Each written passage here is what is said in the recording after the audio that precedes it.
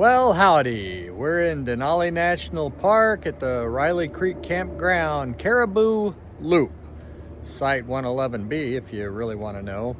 And we arrived here yesterday, Monday afternoon. It is now Tuesday afternoon, and I didn't record this yesterday because we were just kind of wiped out from the late arrival and the drive and the weather. It was rainy and cloudy and just kind of miserable. So but it's getting to be a really nice day today, and we're supposed to have a nice day tomorrow too. So anyway, hope you're enjoying the video, and we'll see you on that's Lexi. Hello. Say hi, Lexi. Hello. And we'll see you on down the trail.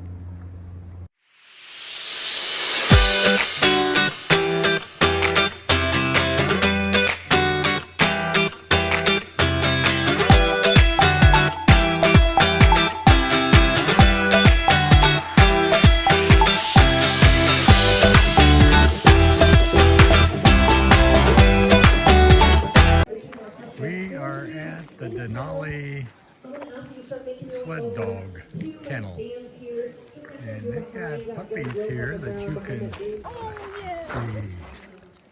Careful, careful, careful. Oh, yes. Lex will still be here afterwards.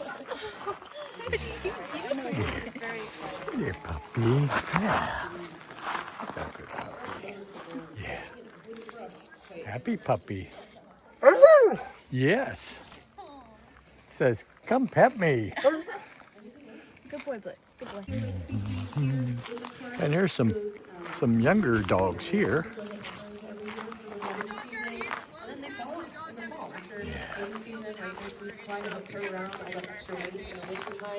Although caribou are unique, does anybody know why?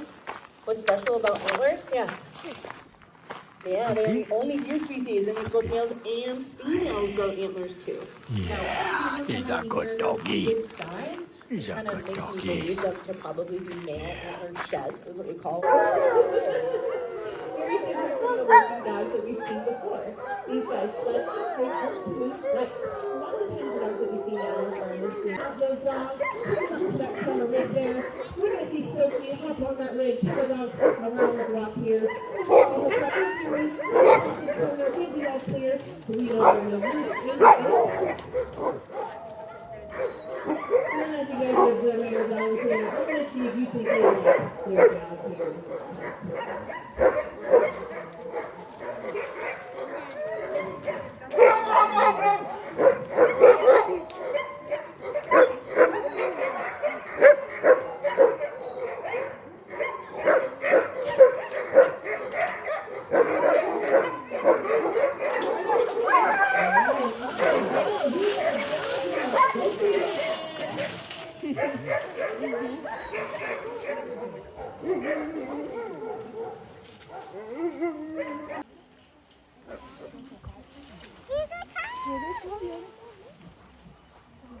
All right, how about a round of applause for all the canine racers and kennel stop of the night.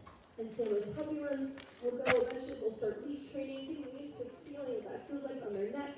And then as the fall kind of starts to begin, right, that snow starts to fall, we'll start harnessing them up in these phenomenal sled dog harnesses, just like this, so they get used to what that feels like here.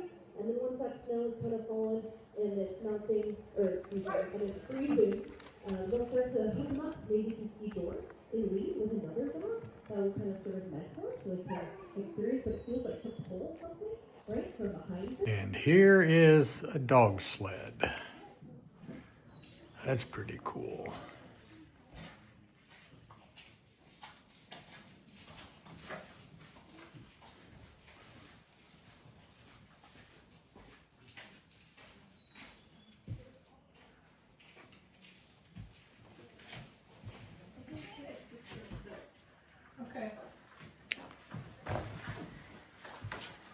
There's an old sled. Wow. That's pretty cool.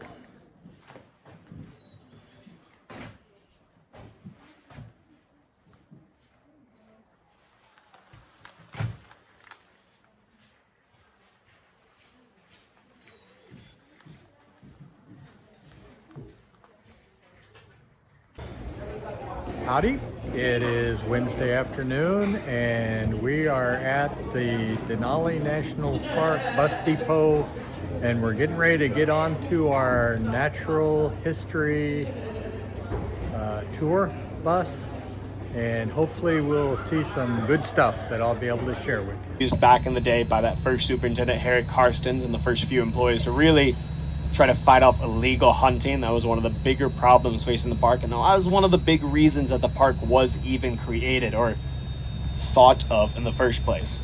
Here's the cookhouse they built while they were building the road through Denali, and then it became a rest stop for the sled dog team. Here's the inside. This is pretty cool.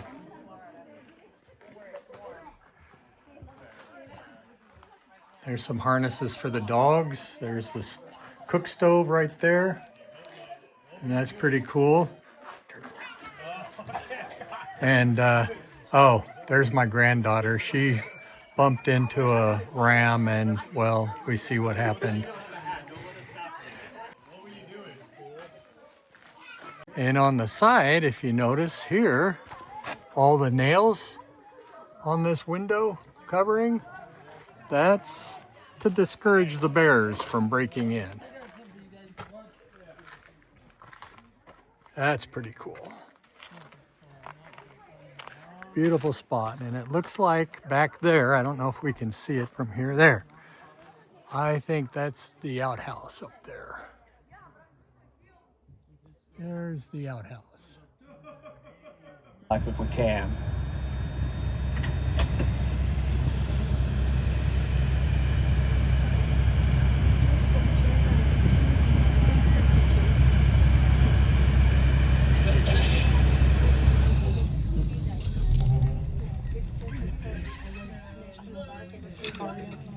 That's fine. You want to get from you?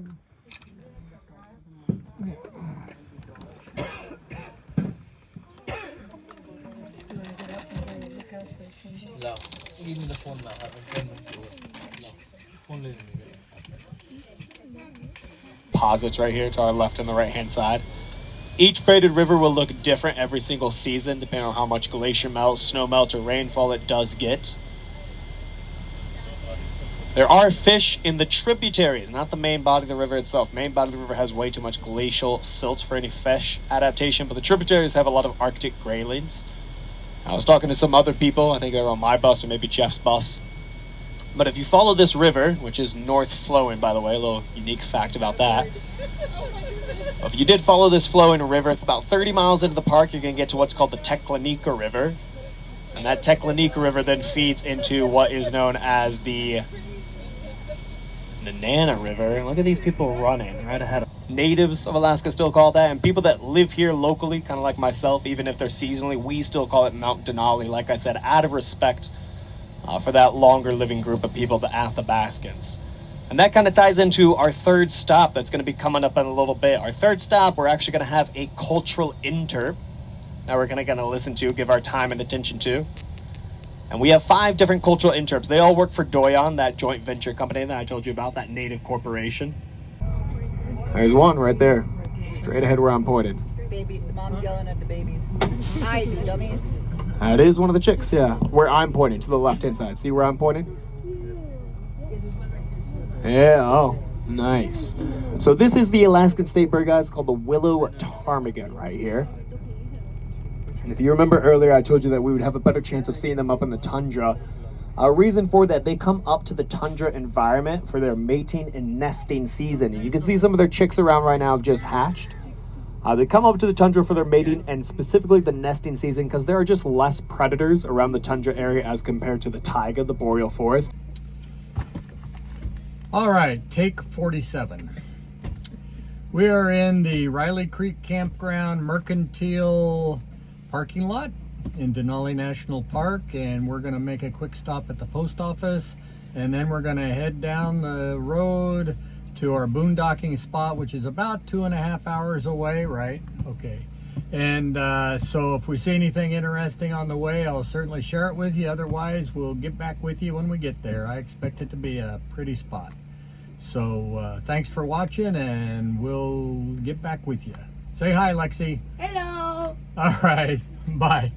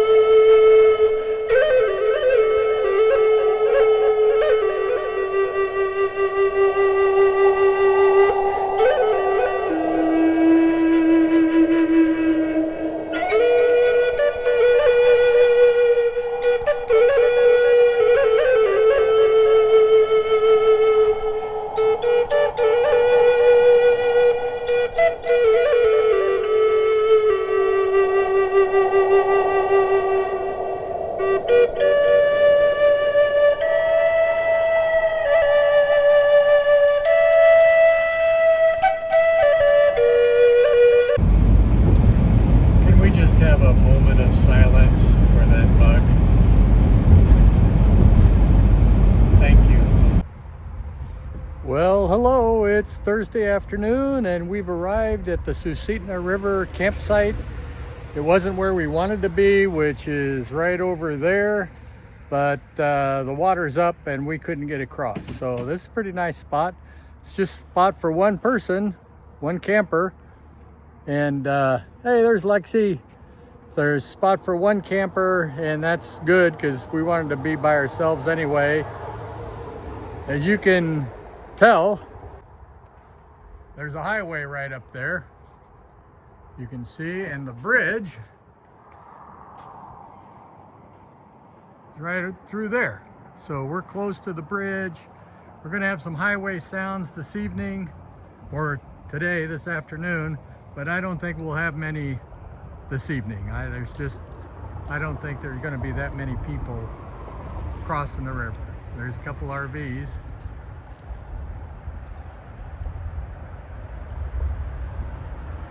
A lot of RVs on this highway, Parks Highway, and there be the river right there. So anyway, we'll be here tonight, and then tomorrow we've got a 4.5-hour drive down to our campsite in Homer. So we'll be there for 4th of July. So thanks for watching.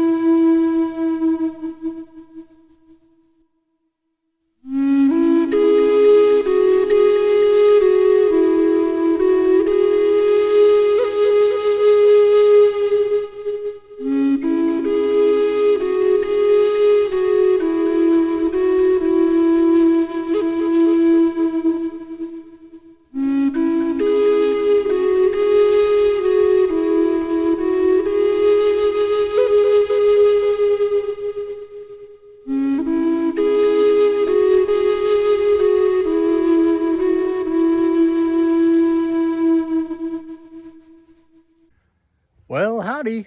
We are at Kelly Lake and dispersed camping, right? Basically a turnaround at the boat launch. And we will be here just tonight, Friday night, July 3rd, and then we're heading on to Homer. So it's a pretty nice campsite. There's the turnaround, the other campers and people parked here, boating probably. And we just happened to stumble on this nice spot. It has a picnic table and a fire ring, and it's just really nice. And if you notice, there are some mountains in the distance. Barely see. There you go. That is beautiful, and the weather's not too bad. We got a little bit of rain on the way over here, but it's pretty nice. It's nice. So we'll catch up with you a little later. I'm going to be posting this video today, and hopefully the upload is not very good, so it might not go out today. I may have to wait till tomorrow in Homer. But I hope you enjoyed the intro. That was done by Lexi Reed. She just did a wonderful job on that, and I really appreciate her doing that. And we'll see you on down the trail.